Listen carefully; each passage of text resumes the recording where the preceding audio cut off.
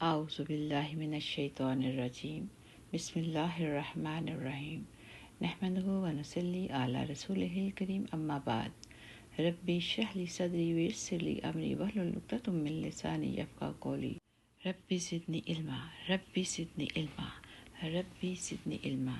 عزیز بہنوں اور بھائیوں، السلام علیکم ورحمۃ اللہ وبرکاتہ۔ سورۃ الجمعہ، خلاصہ اور ترجمہ۔ اس سورت کے پہلے رکوع میں حضور نبی کریم صلی اللہ علیہ وسلم کی رسالت اور آپ کی بعثت کے مقاصد بیان فرما کر پوری انسانیت کو آپ پر ایمان لانے کی دعوت دی گئی ہے، اور خاص طور پر یہودیوں کی مذمت کی گئی ہے کہ وہ جس کتاب یعنی تورات پر ایمان رکھنے کا دعویٰ کرتے ہیں اس میں حضرت صلی اللہ علیہ وسلم کی تشریف آوری کی بشارت موجود ہے۔ اس کے باوجود آپ پر ایمان نہ لا کر خود اپنی کتاب کی خلاف ورزی کر رہے ہیں۔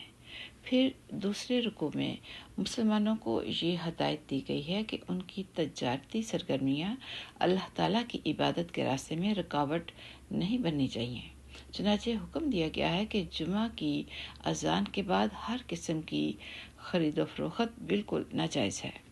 نیز جب حضرت صلی اللہ علیہ وسلم خطبہ دے رہے ہوں اس وقت کسی تجارتی کام کے لیے آپ کو چھوڑ کر چلے جانا جائز نہیں ہے، اور اگر دنیوی مصروفیات کا شوق کسی دینی فریضے میں رکاوٹ بننے لگے تو اس بات کا دھیان کرنا چاہیے کہ اللہ تعالیٰ نے مومنوں کے لیے آخرت میں جو کچھ تیار کر رکھا ہے وہ دنیا کی ان دل فریبیوں سے کہیں زیادہ بہتر ہے، اور دینی فرائض کو رزق کی خاطر چھوڑنا سراسر نادانی ہے، کیونکہ رزق دینے والا اللہ تعالیٰ ہی ہے، لہٰذا رزق اس کی نافرمانی کر کے نہیں بلکہ اس کی اطاعت کر کے طلب کرنا چاہیے۔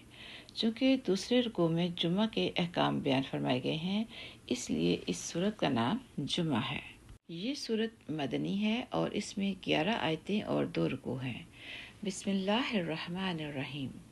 آسمانوں اور زمین میں جو بھی چیز ہے وہ اللہ کی تسبیح کرتی ہے، جو بادشاہ ہے، بڑے تقدس کا مالک ہے، جس کا اقتدار بھی کامل ہے، جس کی حکمت بھی کامل۔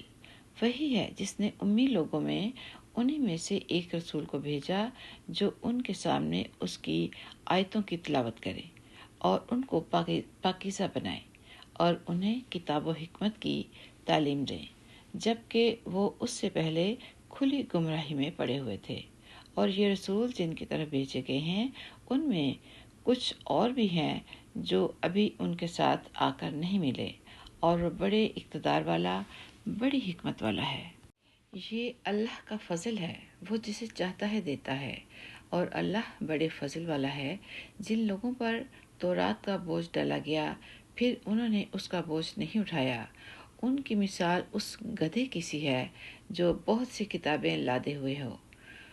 بہت بری مثال ہے ان لوگوں کی جنہوں نے اللہ کی آیتوں کو جھٹلایا، اور اللہ ایسے ظالم لوگوں کو ہدایت تک نہیں پہنچاتا۔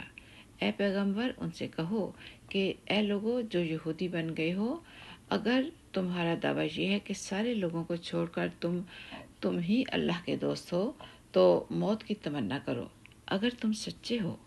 اور انہوں نے اپنے ہاتھوں جو اعمال آگے بھیج رکھے ہیں ان کی وجہ سے یہ کبھی موت کی تمنا نہیں کریں گے، اور اللہ ان ظالم لوگوں کو خوب جانتا ہے۔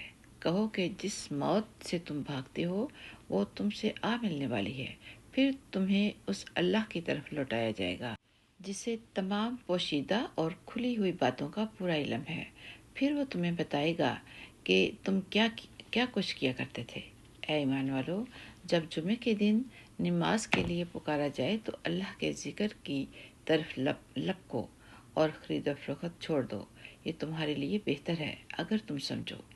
پھر جب نماز پوری ہو جائے تو زمین میں منتشر ہو جاؤ اور اللہ کا فضل تلاش کرو، اور اللہ کو کثرت سے یاد کرو تاکہ تمہیں فلاح نصیب ہو۔